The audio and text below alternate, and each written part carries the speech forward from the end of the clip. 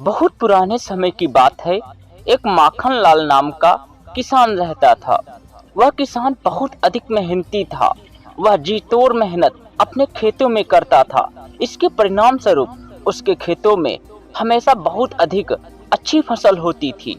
उस फसल को बेचकर वह किसान पूरे साल भर का अनाज खरीदने के लिए रुपए एकत्रित कर लेता था और उसका पूरा का पूरा एक साल अच्छे से गुजर जाए इतनी तो फसल वह पैदा कर लेता था। इतना सब कुछ होने के बाद भी उस किसान के जिंदगी में कोई सुख न था, क्योंकि उसके घर पर हर समय कलेश लड़ाई झगड़े होते रहते थे, जिनसे वह किसान बहुत अधिक परेशान था। वह अपनी पत्नी से भी कहा करता था कि जीवन बहुत छोटी सी नदी के समान है, जो कब सूख जाए किसी को भी नहीं पता है। इसलिए इस नदी रूपी जीवन में हिलोरे मारते हुए प्रसन्नता रूपक हमें जीना चाहिए। तुम क्यों इस घर में कलह और परेशानी उत्पन्न करती हो? उसकी पत्नी भी उसे यही कहती है कि जीवन एक प्रकार की डोर है, कब टूट जाए पता नहीं, इसलिए तुम्हें भी तो खुशी पूर्वक जीना चाहिए। उस किसान और उस किसान की पत्नी एक दूसरे से कहते हैं कि हमें अपने घर में प्रेम पूर्वक रहना चाहिए, एक दूसरे से लड़ाई झगड़े नहीं करने चाहिए। किंतु लोगों के अंदर उत्पन्न हुआ क्रोध उसे न जाने क्या करने पर मजबूर कर देता है। उन्हें पता ही नहीं चलता कि उन्होंने क्या कहा था और क्या कर डाला। इसलिए जब कभी किसान खेतों से घर आता और उसकी पत्नी उसे पानी देना भूल जाती, तो किसान इतने में ही अपनी पत्नी से क्रोधित हो जाता और उससे लड़ाई झगड़ा कर डालता। इस क्रोध स्वरूप जो उसके अंदर जलन पैदा होती, उस जलन का परिणाम यह होता कि उसके बीच और पत्नी के बीच कुछ समय के लिए झगड़ा रहता, जिससे दोनों लोग दुखी और व्यथित होते। किंतु वो कभी यह न समझ पाते थे कि मेरा सबसे बड़ा दुश्मन मेरी पत्नी नहीं, मेरा पति नहीं, बल्कि उनका खुद का क्रोध है। तो उस किसान को अपनी पत्नी को कुछ कहने से पहले अपने क्रोध को जीत लेना चाहिए। किंतु किसान एक साधारण व्यक्ति था और क्रोध जीत पाना कोई साधारण व्यक्तियों के बस की बात नहीं।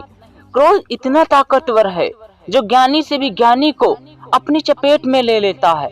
उस किसान ने सोचा कि मैं कितना अधिक क्रोधित हो जाता हूँ, मैं अपना संयम खो देता हूँ, क्यों ना मुझे इसका उत्तर बुद्ध के पास जाकर मांगना चाहिए। वह व्यक्ति बुद्ध के पास गया और बुद्ध के पास जाकर उसने भगवान गौतम बुद्ध से पूछा, हे भगवान, मैं बहुत अधिक क्रोधित हो जाता हूँ, मैं अपने क्रोध में अपना संयम अपना आपा खो देता हूँ, कृपया आप कोई मुझे ऐसा मार्ग बताएं जिससे मैं इस क्रोध रूपी अपने दुर्जय दुश्मन को जीत सकूं। भगवान गौतम बुद्ध कहते हैं कि तुम्हारा क्रोध तुम्हारे अधीन हो सकता है, किंतु तुम्हें इसके लिए कुछ करना पड़ेगा। उस किसान ने कहा, हाँ भगवान, मैं करूँगा, आप सिर्फ मुझे रास्ता बताएं। भगवान गौतम बुद्ध ने उसे एक घंटी देते हुए कहा कि इस घंटी को लो और अपने गले में बांध लो। जब तुम्हें क्रोध आए तुम इस घंटी को बजाते रहना, जिससे तुम्हें एहसास होगा कि तुम्हें क्रोध आ रहा है। एक समय पश्चात तुम जब अपने क्रोध को जानने लगोगे, जैसे ही तुम क्रोध को जानने लगोगे, जानने के बाद उसे देखने लगोगे, देखने के बाद उसे तुम समझने लगोगे और समझने के बाद तुम क्रोध का कारण जानने लगोगे, जिससे तुम क्रोध के प्रति एक सच्ची भाव से स्थिर रहोगे। तुम्हें बस यही करना है कि जब तुम्हें क्रोध आए तो इस घंटी को बजाना, अपनी पत्नी को कुछ न कहना, किसी को कुछ न कहना, तुम अपने क्रोध के प्रति साक्षी हो जाओगे। तो दोस्तों, यहाँ पर भगवान गौतम बुद्ध ने उसे क्रोध त्यागने के लिए ये कौन सी विधि दी थी कि घंटी बजाने लगो। तो हमें अपना ध्यान किसी और लेकर जाना होता है। हम जब अपने ध्यान को जिस ओर लेकर जाते हैं, हमारे अंदर उस चीज के प्रति समस्त रहस्य अपने आप उधेरने लगते हैं। तो भगवान गौतम बुद्ध ने उसे एक घंटी इसलिए दी थी ताकि वह घंटी बजाकर अपने क्रोध के प्रति साक्षी भाव से जागृत हो सके। और जैसे ही एक बार वह अपने क्रोध के प्रति सच्चे भाव से जागृत हो जाएगा तो वो अपने क्रोध को देख सकेगा, और जो उसका सबसे बड़ा दुश्मन उसके अंदर चुपके से प्रवेश करता था, अब उस व्यक्ति को क्रोध को बताकर प्रवेश करना होगा। इसलिए क्रोध जब जब उसके अंदर प्रवेश करेगा तो वह किसान उसे देख लेगा और एक समय बाद वह उसे रोक देगा और उसे कभी क्रोध न आएगा। अब वह किसान जब भी कभी अपने खेतों से काम कर घर आता तो कभी उसकी पत्नी उसे पानी न देती तो वह क्रोध अपने आदतवश करने लगता, लेकिन फिर उसे भगवान गौतम बुद्ध की दी हुई घंटी की याद आती जिसे वह बजाने लगता और उसे अपने क्रोध के प्रति थोड़ा सा जागृत अवस्था का एहसास होने लगा। अब जब शाम को खाना खाने की बारी आती और उसकी पत्नी उसे खाना देने के लिए आती तो कभी खाने में नमक कम हो जाता तो वो अपनी पत्नी पर क्रोध कर देता, किंतु फिर उसे भगवान गौतम बुद्ध की बात याद आती है। वह घंटी को बजाने लगता है जिससे उसका क्रोध थोड़ा थोड़ा शांत होने लगा।